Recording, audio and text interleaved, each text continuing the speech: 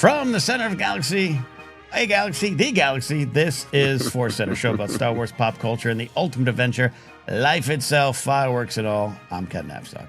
I'm Joseph Scrimshaw, and one galaxy is enough for me right now.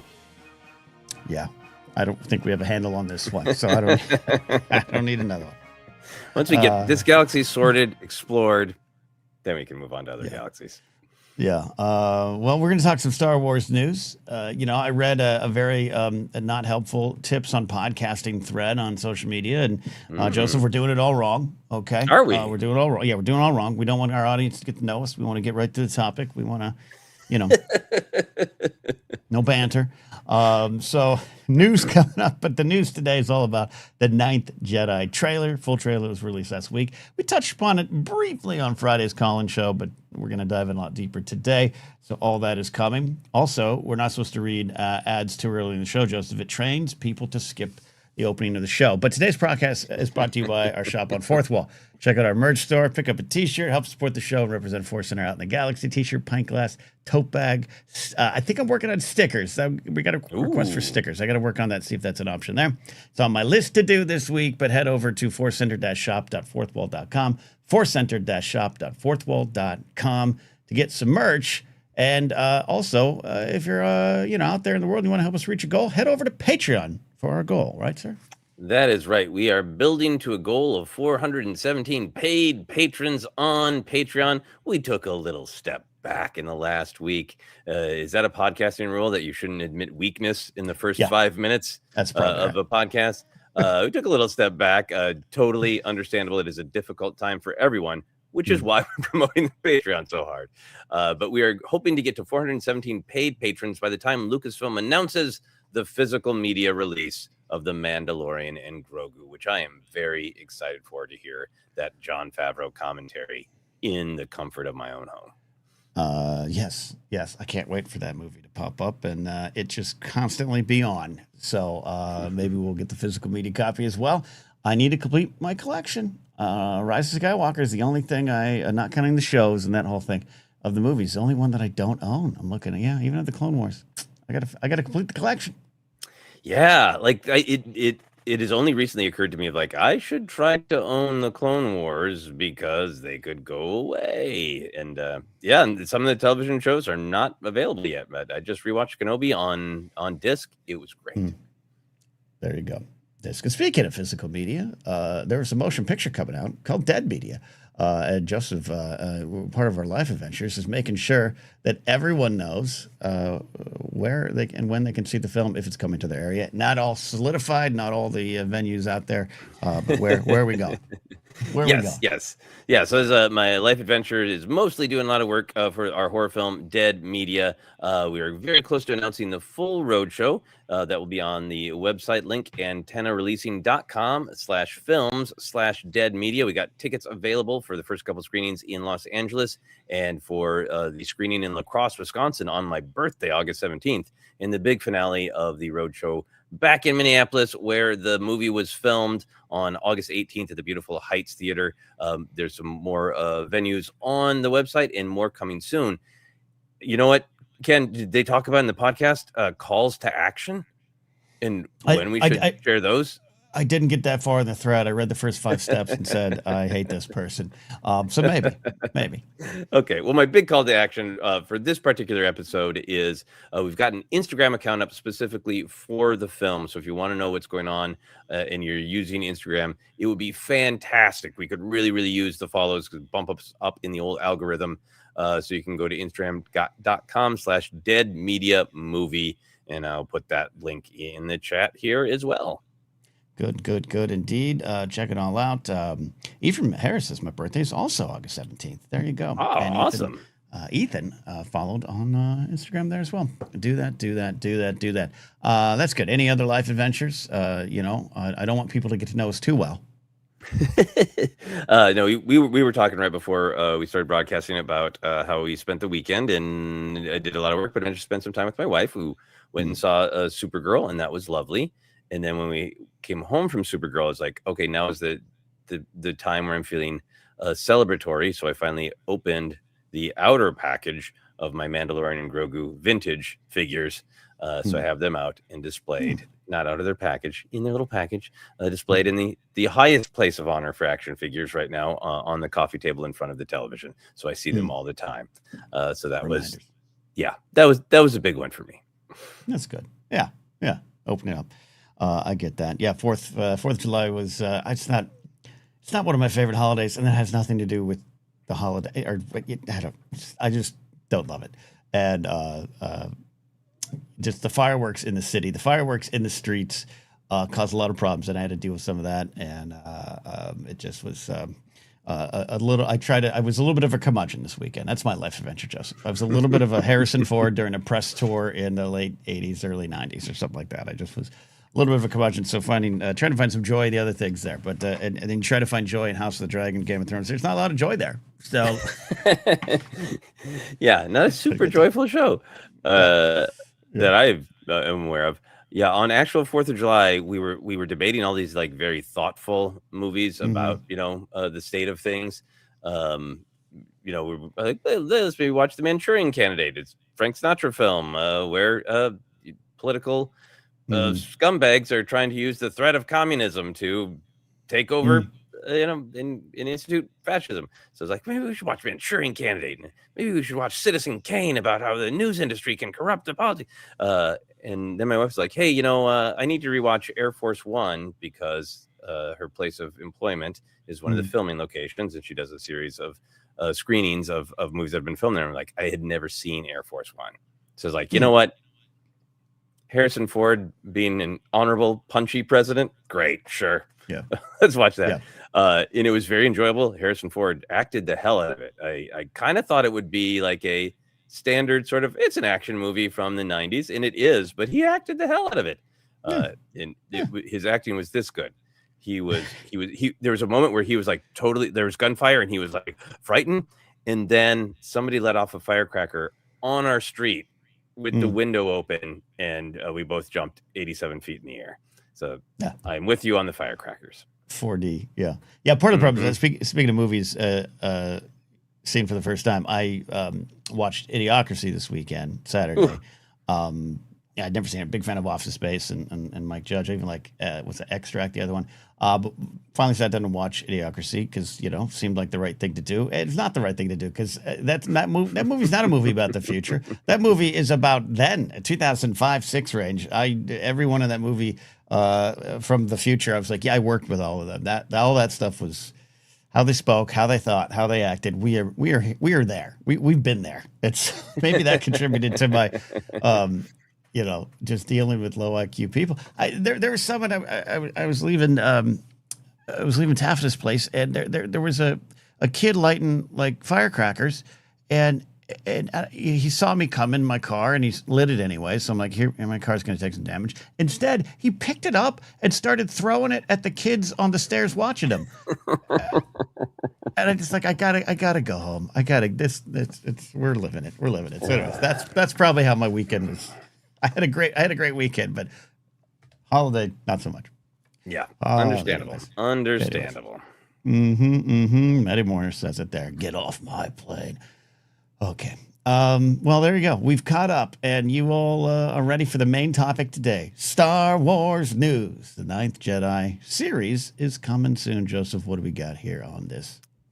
That is right. We got a trailer and we got a bunch of information. So I'm just going to read the StarWars.com website press release so I don't get it wrong. This summer, trust in the Force and listen to your heart when Kara resumes her quest to find her missing father and evade Jedi hunters in Star Wars Visions Presents The Ninth Jedi, a new limited series from Lucasfilm and Production IG. The first poster for the series has arrived along with the official trailer, first revealed at Anime Expo 2026, which hints at a new dangerous mission about to unfold. The next chapter in a story that began with a fan favorite, The Ninth Jedi short from Star Wars Visions Volume 1, and continued with The Ninth Jedi, Child of Hope, in Star Wars Visions Volume 3. The Ninth Jedi will follow Kara's newest adventure in a galaxy far, far away. The 8-episode limited anime series is part of an all-new Star Wars Visions Presents banner, which allows filmmakers to tell longer-form Star Wars Visions stories, picking up not long after the events of the Visions shorts. La Kara continues to train in the ways of the Jedi under Margrave Juro, amid an epic journey of self-discovery as she and Juro's small fellowship of Jedi in training embark on a quest to save her father.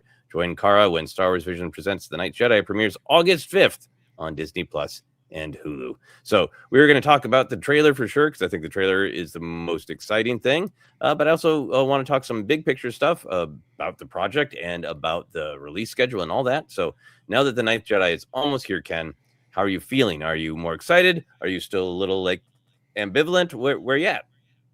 I'll own my ambivalence because this doesn't move my personal Star Wars needle, but it's exciting. The trailer is very good, and the visuals in Visions and across the board in all volumes are still my favorite thing to just like get pulled in by. So I'm going to absolutely watch it. It's not just, it's something we might have to cover here, obviously from a work standpoint, but if as a Star Wars fan, I think it's this trailer did a good job of speaking to someone like me who's just never fully been in the Visions world of going, hey, there's something here to just sit down on a day and take it all in. And I think that means the trailer worked.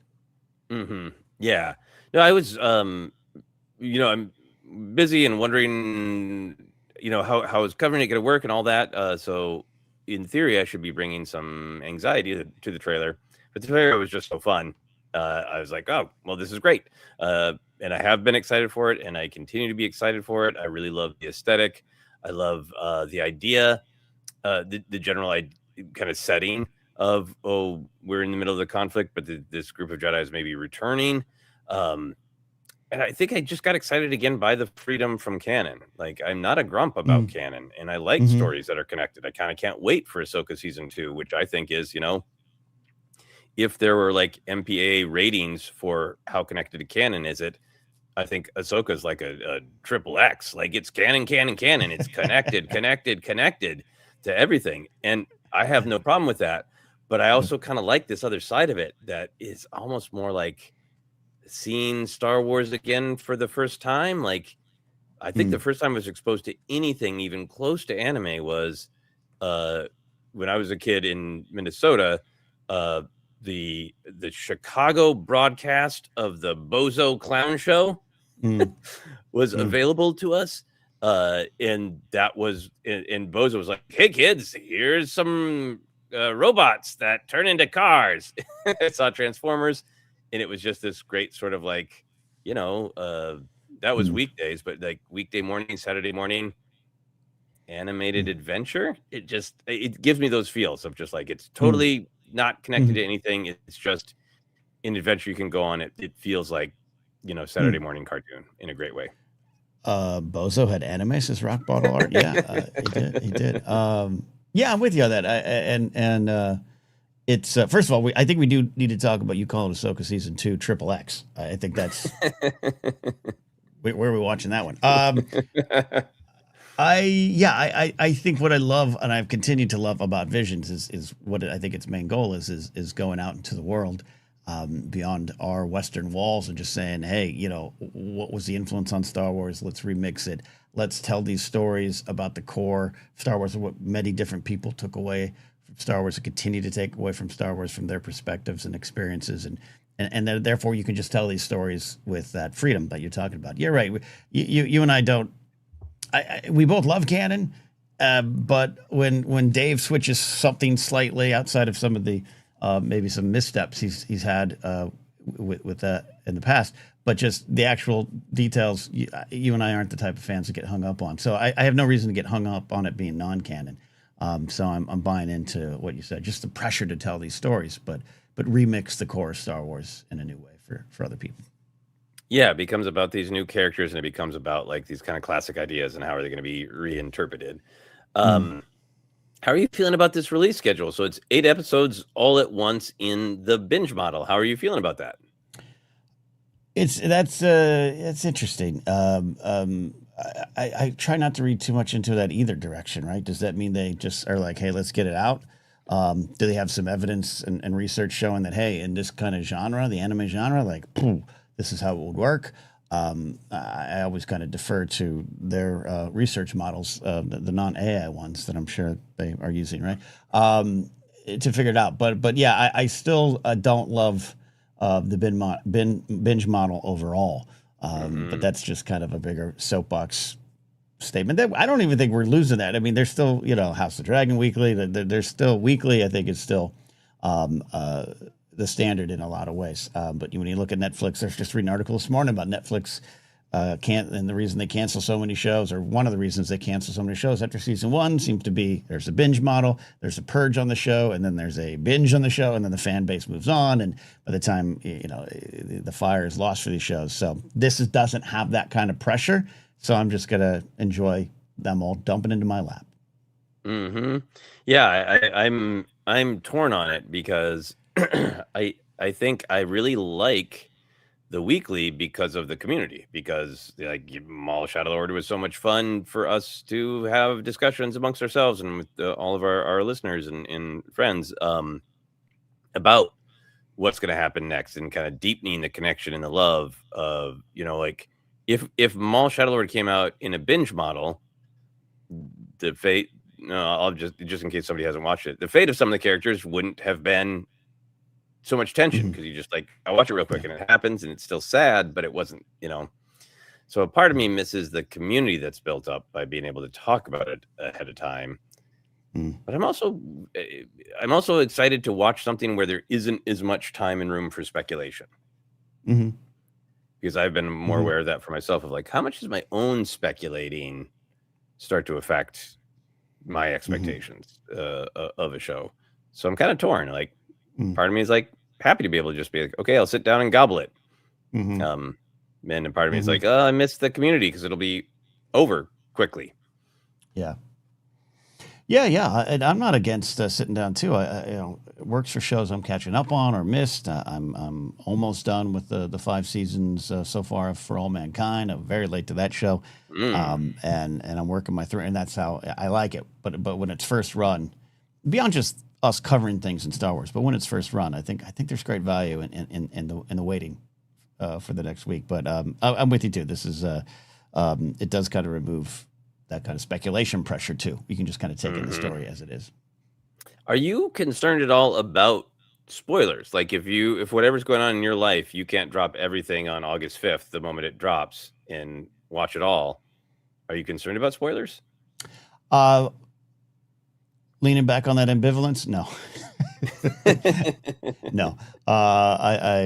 If I am, I wasn't able to watch House of the Dragon for the first 2 hours that it was live, so I made sure I put up my phone. I do try to protect myself as best I can. But this trailer asks a lot. We'll get into it, but the trailer asks a lot of interesting questions. It might have revealed some things, but also maybe it's just setting you up for bigger reveals. So I'll be able to avoid it and take it in as it comes.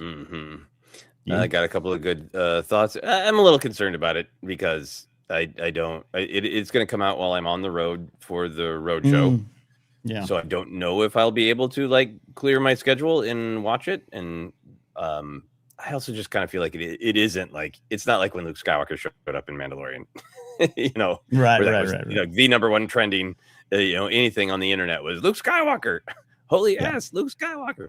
So I hope that there'll probably be some more chill. So a couple of good thoughts here, and then we'll get into the trailer itself. Channel 19 says maybe it's aimed more at Gen Z, who are more used to Netflix binge drops. Absolutely. I also think it could be they need to keep having some Star Wars stuff on it, and they don't want to spend weeks or months of money on even simple promotion. So it's like they do one big burst, and then we advertised it. Bye. We're done. Yeah, you're right. 2 months of rolling out this show. I don't think they would put that much gusto behind it as opposed to other shows. That makes sense. And extremely important. Snortapoopas says, when I was a Cub, Willard Scott played Bozo the Clown on WRC Channel 4 in Washington, D.C. Amazing. I think I've seen those photos on the internet and in my nightmares. Ronald McDonald? Yeah, wasn't he Ronald McDonald too? Maybe it's just all the clowns. Maybe, I think it's John Wayne Gacy once. It's all the clowns. That was a joke. That was a joke. And then I also want to be sure to throw this one up here from Jeannie from Tahini. Maybe we can discuss this. I love Star Wars, love anime. I have adored most of Visions, but I'm just meh on this. Maybe the closer we get, the more excited I will become. It'll be interesting to hear how everybody's feeling, and if it does capture the excitement. Any other thoughts before we get into the trailer itself, Ken? Ralph in comments dropped a good point. All 3 seasons of Visions dropped the same day as well. Tales seasons 2. Yeah. And That's true. that kind of makes sense. They have, again, that might be in some of the research and what they put together with the marketing teams and the development and content management teams. So all that makes sense, and it's not something I'm gonna be too grumpy about for this show. Yeah. True. Neil Hanstock, does anyone know the approximate length of each episode? I would normally pay more attention, but the World Cup has taken that. I didn't find that. I know plenty of folks, including our friends Alex and Molly over at Star Wars Explained, got access to the first episode, so maybe there's some context of how long the first episode is, and does that hold? I would imagine they're 20-ish minutes at least, kind of a standard episode length, I would think. The information I'm pulling, and man, I don't trust any search engine anymore. Roughly 15 to 25 minutes for the 15 to 25 minutes. All right. Well, the first show was 22. So, yeah. Okay. Great. Well, let's get into the trailer itself then. Again, the actual meat of the storytelling. What are your overall reaction to the trailer? Like I said, it worked when you're reaching someone like me who's like, yeah, these all don't work for me as much as they do for other people. But I watched it a few times, and I like not only the visuals, I like some of the sound design, the villain. I know a lot of the stuff might have been in the previous 2 shorts, but the villain with the real echo, the muffled echo, it's just a fun decision, and it does get me excited. Whether or not we'll talk about some of the reveals in it, but it asked a question that I want answered. That's a good trailer, so I'm gonna call it a win. Yeah, that's very well said. Yeah, I mean, I liked the trailer because I think it continued what I liked about the previous 2 shorts of just this feeling like it was intimate and personal and character driven, while also being like big and epic. And just taking a step back to what the actual setup is. If somebody had told me like this is going to be the setup for a Star Wars story, before the prequels came out, when I was Jedi hungry, because there could only ever be 2 Jedi together at once, or 2 people with lightsabers together at once, in the original trilogy. I love this picture of it's not like, oh, there's a fully formed Jedi academy or a group, but a small band of Jedi traveling the galaxy, trying to rebuild it, recruiting Jedi, stopping an ambiguous Darksider from creating a super weapon while wrestling with their own individual problems and feelings. Like, that sounds pretty great. Looks pretty great. So I feel like that's kind of what's going on plot wise, but what do you feel like the trailer is about thematically? What do you think is the heart or the meaning of the story according to the trailer? According to the trailer, I think they have this line of, for the sake of justice, and then there's characters questioning what that justice is. Lightsabers apparently even questioning what that justice is. To me, there's kind of like, it kind of is a who do you trust and whose perspective is the actual one, or where in the middle we must live. And you have one trying to sell order to chaos, which is a very Star Wars-like thing, usually with red-bladed, black-cloaked characters. They're going to bring order. But it's what we perceive as a bad guy, selling the line and perhaps selling the lie. So I think, to me, I took from this trailer of, yes, the galaxies without Sith and Jedi. We're so used to, we do have that, of course, in the original trilogy era, I know, but we're so used to the prequels to Clone Wars, that era of needing that kind of balance. Lor San Tekka's line comes to mind too. So I think it's a great starting point. And then what you said, these band of Jedis going around doing what they feel might be justice, but when someone shows up to say what is justice, much like the Acolyte, it'd be interesting to see how we parse that out.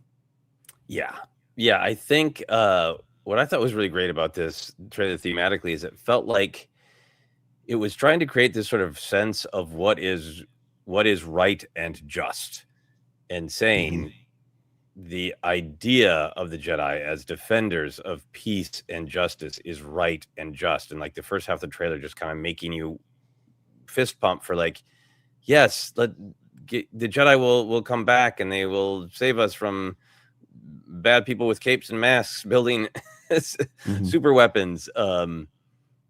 There's a sense of nature and a potential violation of nature, that idea of, oh, they're torturing the Kyber crystals and they're using them in a way they shouldn't be used. Sort of a breathless way, the one character says, is he a Jedi? There's such a buildup in the first half of the trailer of longing for a Jedi who will set things right. And I think it's a fun subversion to say at the end of like, the idea of the Jedi is pure, but are the humans pursuing the idea flawed? Right. Which is what I really got from the moment of her blade being read and the dark side voice saying, you know, how many people have you killed in pursuit of justice? It's very standard sort of whataboutisms from, you know, Darksiders. But also I to me that I like that because it wasn't, I took that as there's something about the trailer that felt more about like, this is about Kara's journey and is she pursuing being a Jedi the way she wants to, as opposed to the entire idea of the Jedi are fundamentally flawed. It didn't feel like this is a trailer where like, and we're going to remind you that those Jedi are religious weirdos who kidnap babies and kill people. It didn't seem down on the Jedi. It seemed like, can the people live up to the Jedi? I like that take on it. I think that makes some sense for me, especially the end moment. And I totally read that too, of just like she's looking at a red blade going like, me? What? No. But like that causing you to kind of reevaluate who you are and what that might mean about your intentions. I think that was a pretty good reveal at the end. Yeah. And the Darksiders, you know, saber being blue, emotionally blue, like that. And we've seen relatively recently with the Acolyte of, you know, a blade going red, but a Darksider having a blue blade in the whole setup in this galaxy of these emotionally sensitive, in particular, blades. That's really intriguing to me because is that a manipulation? Is that about like the classic? He believes he's the good guy and he believes blue is the color of the good guy, or is it he's hiding his anger, or you know? Yeah, I do like lightsabers as boot rings. Yeah. Very 70s. Very 70s. That works. What kind of mood is he in? Huh? Yeah. I was going to say we could put a pet rock in, but we've already had that in High Republic. So, so no one would call him a pet. No, that would be extremely rude and disrespectful.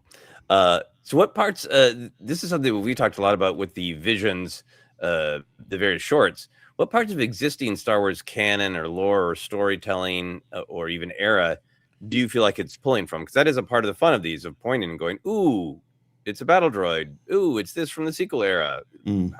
Where you go for this one? I went to the time of the Acolyte. It seems like that you have both an ancient time behind this show in the past, so you know, looking at an old Republic adjacent kind of thing, but just the obviously the Jedi aren't up and running, but it just has that kind of vibe of you get a chance to kind of ask these bigger questions in the galaxy going forward, but when things aren't the same as they used to be. So it just kind of has that era to me.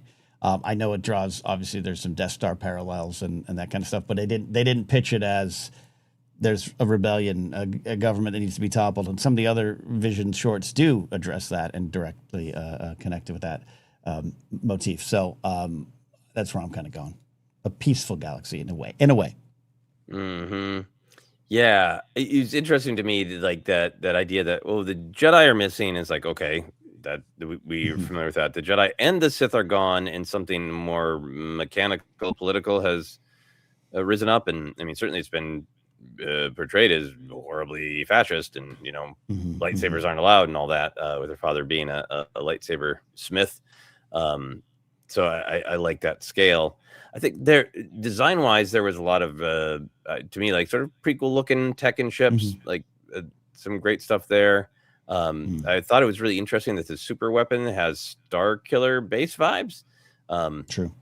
It might just be the anime style of having fun with all the movement of the Ray, but it looked much more like the Ray was like traveling in hyperspace, like the Star Killer's blast can do. So that was really cool.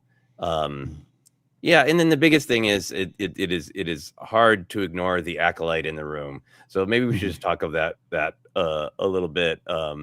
In comments, Rock Bottle Art says Nawam's voice modulation felt rather stranger-ish in a good way. I have not mastered all the characters' names, so thank you for that, Rock Bottle Art. There was definitely something there in the voice. There's definitely something there in the sort of chiding and the questioning. of am I really the bad guy? And then Mhm. the car's blade going red it's very different than what happened with OSHA, but it still felt like this. Um, Mm.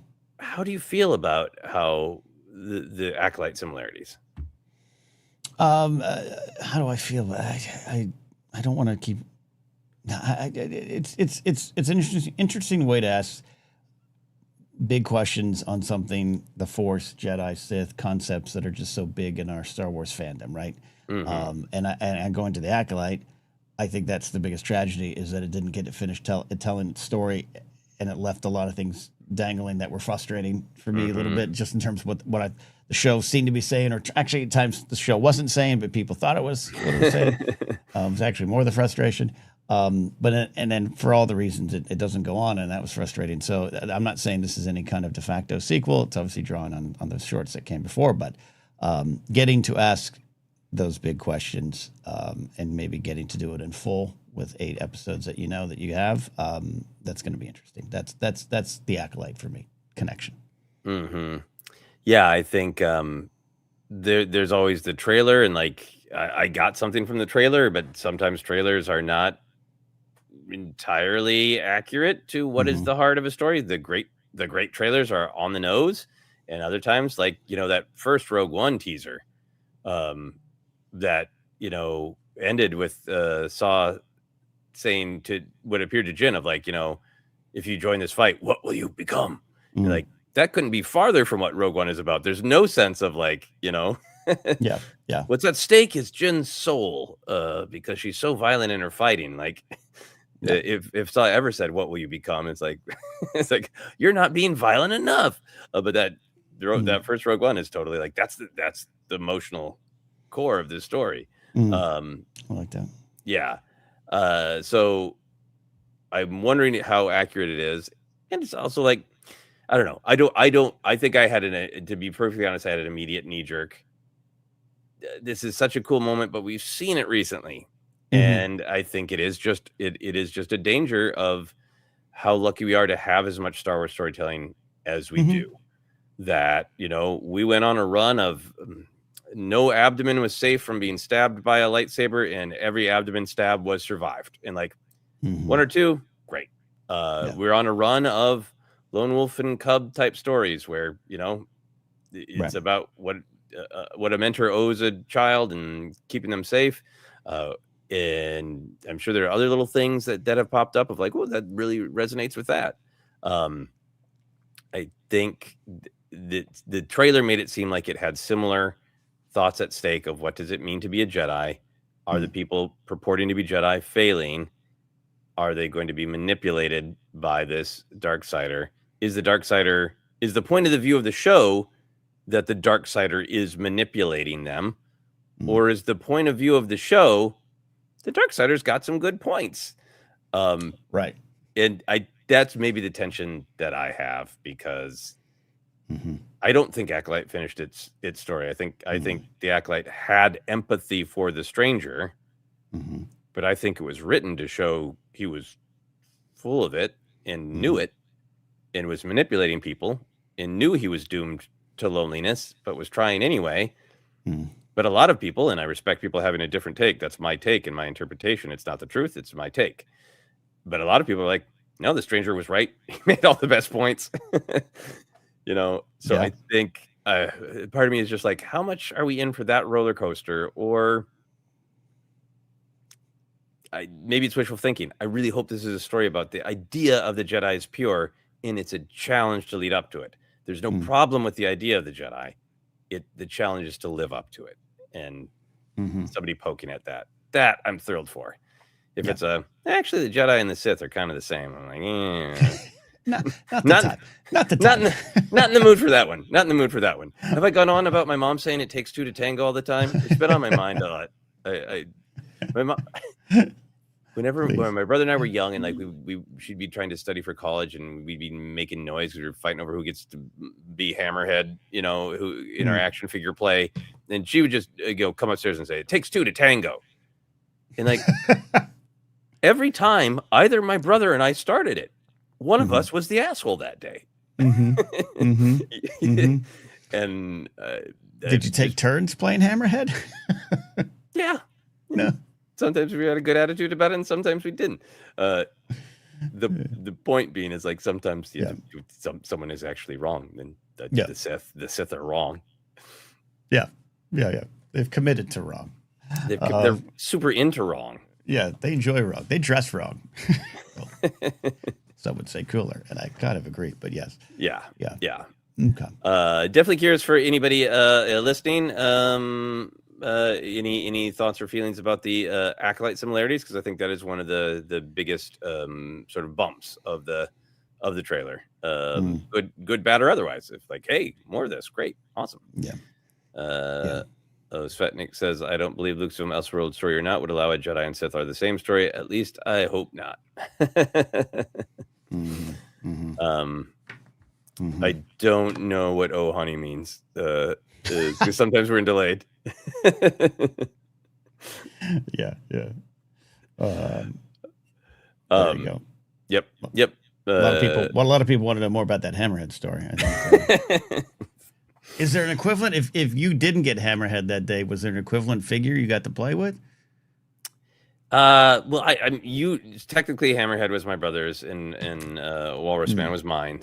So, but I think sometimes we would set up. I would never do this now, and it sounds barbaric, but sometimes we would set up the figures to have laser bolt battles, and we would fire rubber bands at them, and like we would put them in tall places, and then we would cover the floor in like pillows so they wouldn't get too wounded.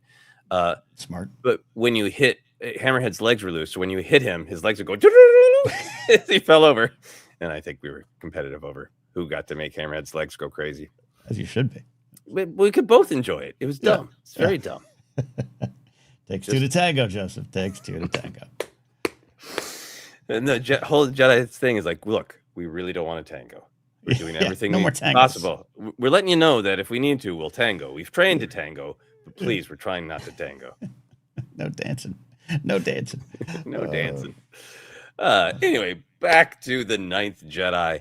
Were there any specific shots that you like? You mentioned the super weapon firing, and it's just a great visual.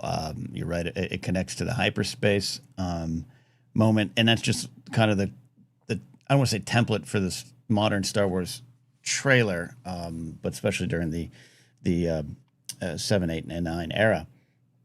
Rogue One, the trailer, that sweeping music that hits, that's usually like this December. That moment when the super laser turns into August 5th. And I think it was not only is it good in the trailer, but I just had a lot of nostalgia for 2015.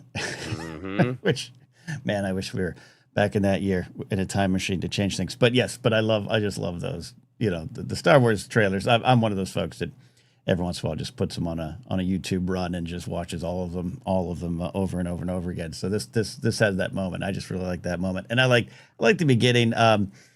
Just with the style of animation they got and the designs, everything. It's just this like wonderful, sleek smoothness to watching ships fly around and fight in the action. And I like seeing Star Wars in that way. Yeah, I think there's a ton of shots. I've always liked the Ninth Jedi. I like that Visions has some like big swings that really accompany the style. Like I think the first season is the one where the Jedi in hiding is using his lightsaber hilt as a microphone, and saying music is a way to fight. And back to like that one's got kind of a more cartoony style, and I think that fits it. But I really like the Ninth Jedi because it's this right mix to me of new and different, but also looks kind of classic Star Wars. So a couple of shots I liked in particular is that shot where we were staring right down the hilt of the lightsaber when it ignites. Then we cut to another shot. That was really cool. So I want to see shots I haven't really seen before. When the super weapon is firing, the narrowing of the aspect ratio. That I don't know if that was just for the trailer, but that was fantastic. It made you feel the firing of the laser in a different way, and just there's nothing but this thin beam of hate. Fantastic. that we think it's hate. It could be a thin beam of love. Maybe it is. Maybe it's some sort of Care Bear super weapon, and it's like sending out hugs. Cloud cars, literal cloud cars. That's what I was. I really did like the shot of the baddie igniting the blade. I almost used that for the thumbnail, but I wanted to use the main character for a discussion here. So not only is it, a great moment of like, is the lightsaber turned blue? Is he a Jedi? But is this great profile shot where his arm is pretty much fully extended, the blade is fully extended, it goes right to the edge of the frame, so it just fills the whole thing. It's really, really nice composition, really beautiful, I think. And very classic Kenner, the lightsaber extending from his form. I love that. I love that shot too, and I think it's an interesting reveal. It's like I said, it's intriguing. They ask these questions with these shots. Yep.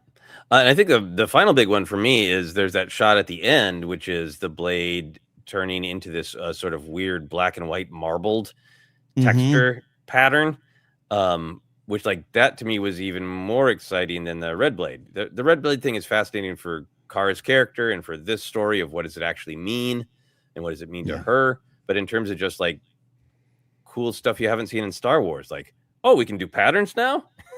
Right. Yeah. It's like a variant. It's a prism variant. A refractor lightsaber. Yeah. How did you feel about that one? About the marbled? It's absolutely intriguing shot. Absolutely, because to me it was like a marbled blade has entered the conversation. Yeah.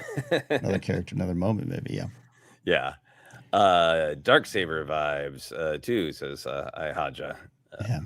And David reminds me, Tatooine Rhapsody is the name of the short I was talking about in Visions. So we talked a little bit about the acolyte similarities. Is there anything else that you questioned or didn't like in this trailer? No, I went to the same spot you went with. Like, what questions are they actually asking? And that could just be something, even I would say, with my own personal baggage. It's like, what's guiding that question in me? I thought one of my favorite quotes, one of my favorite quotes in the trailer is, does the Force actually guide you? I think that's a fair question we all can ask ourselves, not in terms of just the Force, but what is driving us, and what comes from ego, what comes from a humble party, what comes from all the different parts of your soul at work behind your thoughts and your actions.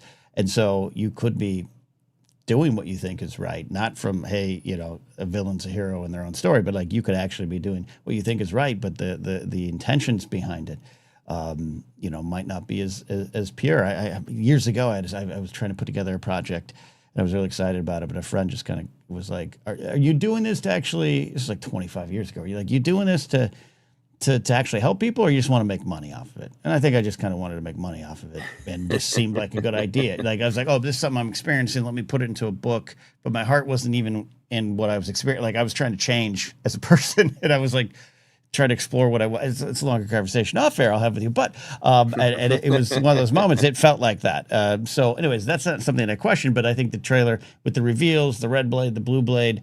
I thought it was maybe a bridge too far in terms of what's coming for the series, but again, it clearly worked. And when I kind of slowed down and put it all out there, I didn't question it as much. You know what I mean? I didn't take it as I don't trust it as a reveal. There's still more obviously behind it.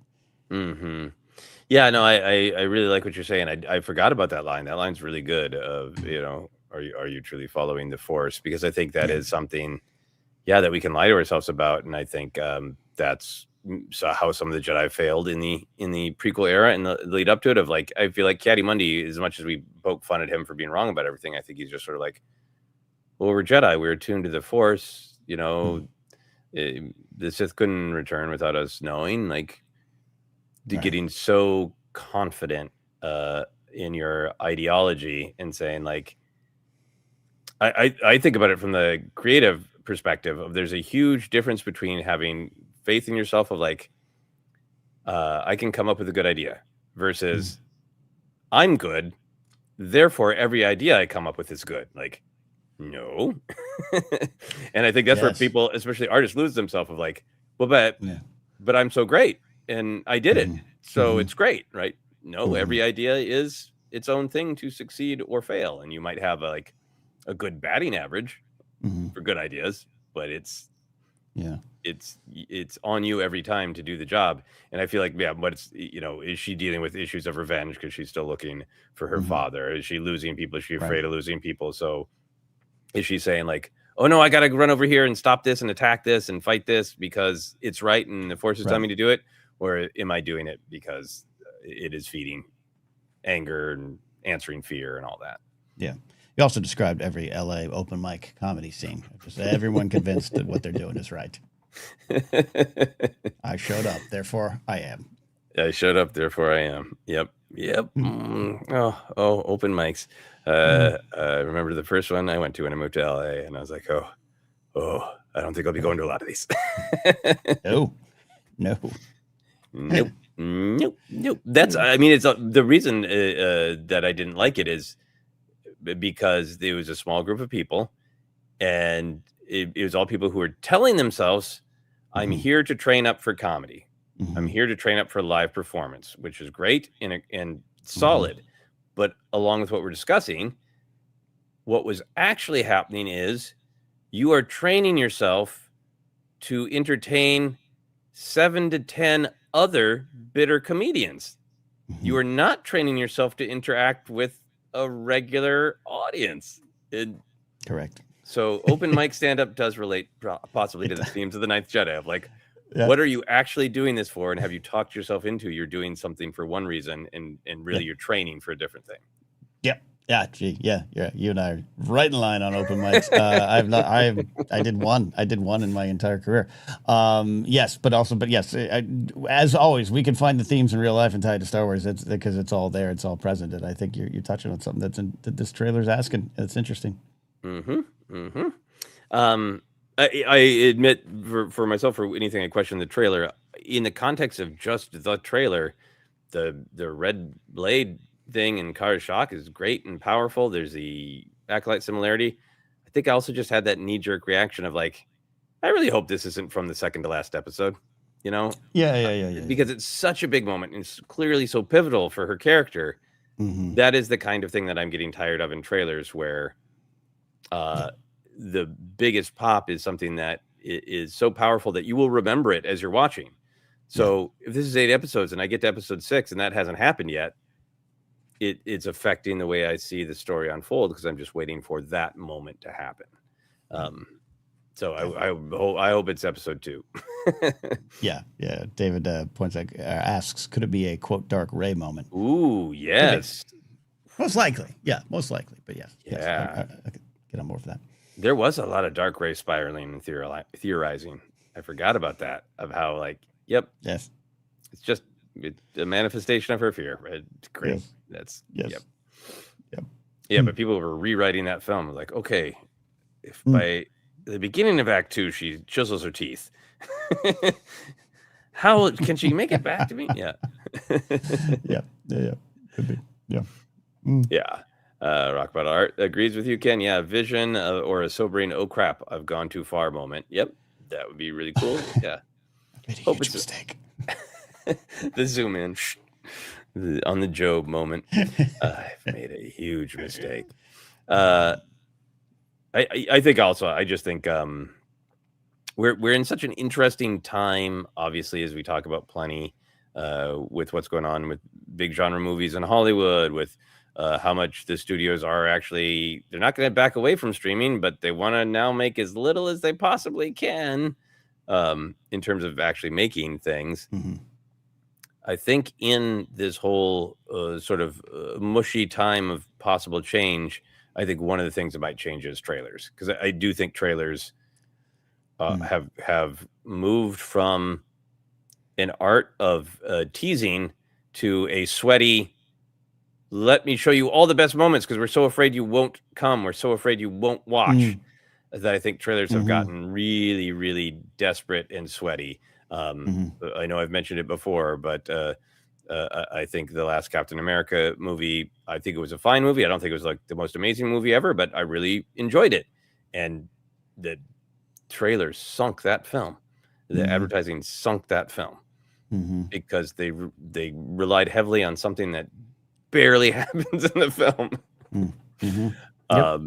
And I think we saw that a little bit with Mando and Grogu too, of a lot of us feeling like, oh, this great idea of the old protect the young, then the young protect the old was the beginning of the conversation, not the entire conversation. So I think I am also just kind of feeling extra tentative about trailers. and how much to trust them, how much to pay attention to them. I'm telling you, the only trailers I want from now on are quick cuts set to Steve Earle songs. That's the only trailers I want. Only trailers I want. What about slowed down, creepy pop music that was not meant to be slowed down and creepy? Life is a mystery. Everyone must stand. Yeah. I'll take it.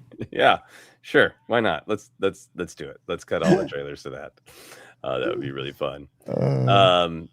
Any other big picture thoughts on the Ninth Jedi trailer? No, look, it's clear. We try to be honest in our broadcasting here, despite what people have thought over the years outside of our circles. No, there's some things in Star Wars we don't take to or don't like as much, and I have never fully been on board with the Visions, but I'm on board for what it's doing. I'm on board for what it tries to do. I'm on board for the perspectives and experiences it brings to it, and it takes this out to bigger marketplaces outside of our own little walls here in Burbank. I really believe in what it does. Like I'm a big sports fan. I've never been a soccer or football fan. World Cup doesn't move me, but to watch cities come together, to watch people come together, watch countries come to here and people from other countries, I think that stuff is really good. So I don't have to sit down and enjoy stoppage time on a sport I don't like. To recognize that it does great things, if not powerful things. I think Star Wars Visions does have that audience. It's not as big as the other things in Star Wars. I get that. My excitement level for it is somewhat low, but I'm really excited for what it does to those that are moved by it and can move others. And I could be surprised by it. Yeah.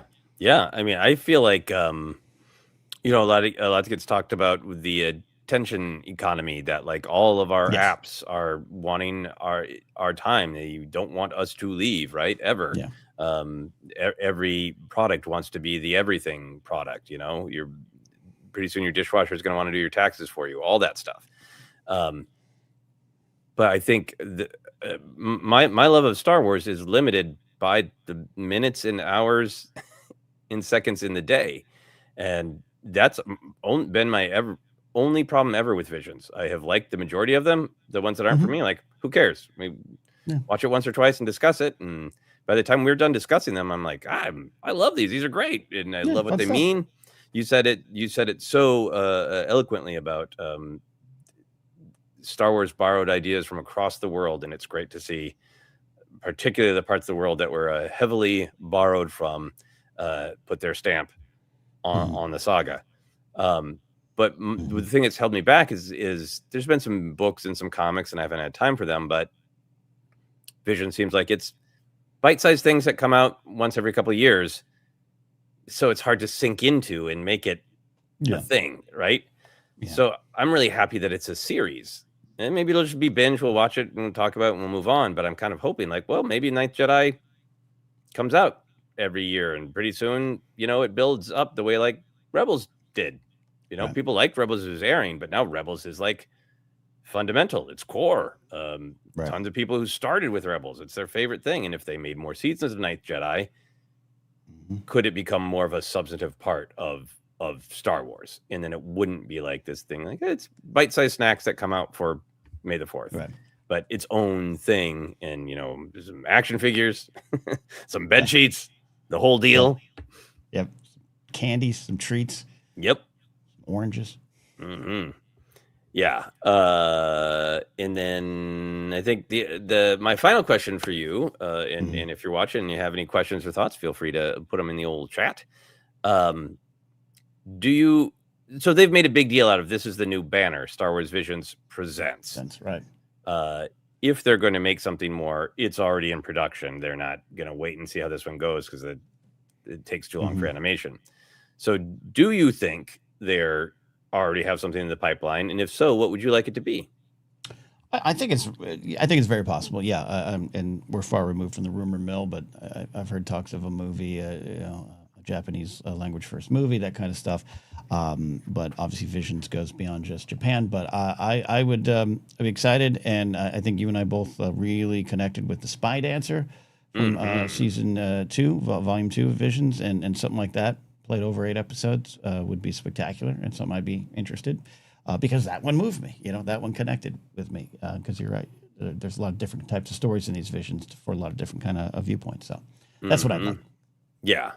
Yeah, I would love a one-off film, a contained story that's at least 90 minutes long, because it would be great to have something to revisit. There's a couple of the Vision shorts that I've rewatched because it's lunch and I want to watch something Star Wars, but I don't think I will ever sit down and go, I'm going to watch all of Visions season 3 again. But I would sit down and revisit a film. Right. Yeah. No, there's some truth to that. Yeah, absolutely. Agree with that. Got some good thoughts in here. You want to grab some of those? Yeah, Rockball Art says, I'd be curious to how well Visions plays with Star Wars fans in Japan itself, contrast to the rest of the international audience. And I think it will play very well. And I think they're aware of that. And I think that's why it was featured heavily at Celebration Tokyo. And that's a big market. I hate to just put the label of market on people and perspectives and experiences, but they do look at it that way. And I think that's probably one of the reasons they're doing it. Scott McCrate says, if they made a Vision series out of the Duel, I might be more excited. That stood out to me. It's a really great episode of Visions. Yeah, that was one where they did a sequel in season 3 of Visions, and that's yeah, they've had a book. So that one feels like I was surprised that it wasn't the first one. Right. That they did. I agree. And I think maybe Ninth Jedi just had more immediately grabby world building with the Sabersmith and the emotional sabers and all that. I agree. Neil has this comment here. I've always considered Visions as a concept Star Wars to show us all what might be possible in the future. Yeah, I agree with that. They're even watching this trailer. I forgot to comment on earlier, but just like there's some Macquarie vibes going all through this. And I know Star Wars Rebels and other shows have paid homage to Macquarie and his designs. Book of Boba Fett comes to mind, right, with the Tuskens and their little tent center and everything. But yeah, it's not to me direct like we're doing Macquarie. It's just that kind of like anything's possible. We're dreaming it all up again, and that thing you kind of knew, that Millennium Falcon, we can kind of give you this kind of version of it, and it's kind of fun. It's really, really, really full of creativity and imagination. Yeah, and I think somebody said earlier, I'm not gonna be able to find it, but like it'd be cool if they made like book or comic adaptations just in this style. I think that's also a good thing too. Of like, could the more traditional anime style of animation be used to do, an adaptation of the Kylo Ren comic book? That'd be good. I'd be on board for that. Yeah. That was hijack. Hopefully saying it again. I'd like an animated series of actual comics or books, some canon stuff, this style too. That would be really cool. Yeah, I agree with that. Maddie says, give Miyazaki a shot at a movie. Indeed. Yes. And Svetnik says, one dumb reason I like The Ninth Jedi is there's a character that shares my name. Never thought that could happen in Star Wars. Amazing. And Ralph says they have manga adaptations. I've seen those, so it'd be very cool to continue that on the big screen. Yeah, I have a couple. I have the Leia Princess of Alderaan one. It's really great. Yeah, no, absolutely. So, Ken, that is my questions. Our look at the Ninth Jedi trailer. All right. Well, we do have a big question on the way out. We'll sneak it in. Ooh. Gaz Nottingham says, would you prefer anime or traditional Clone Wars style animation for a possible Luke Skywalker Temple series? I whatever they did with Maul is what I'd want. I gotta be honest. Yeah, that's where I go. But the Clone Wars style would be fantastic to see, like where they've taken that animation style with 3D animation and the physical paint layered over it that they did for Maul. Like, could they capture the serenity in Luke's temple? Like, I know this isn't strict anime, but one of my touch points is playing Legend of Zelda video games. And those video games are so great at making you feel when things are peaceful and centered, and you visit a town and it's so nice and everybody's so happy, and then it gets all effed up and you're so motivated to fix it. And I think anime style of animation is really good at making things look beautiful and peaceful. So there's something about that would be fun for me, of like, here's what Luke's trying to build. Luke's trying to build nice, peaceful the plants sparkle and sing. Yeah, I like that. All right, there you go. Thanks, guys, for getting that in. We're out of here today.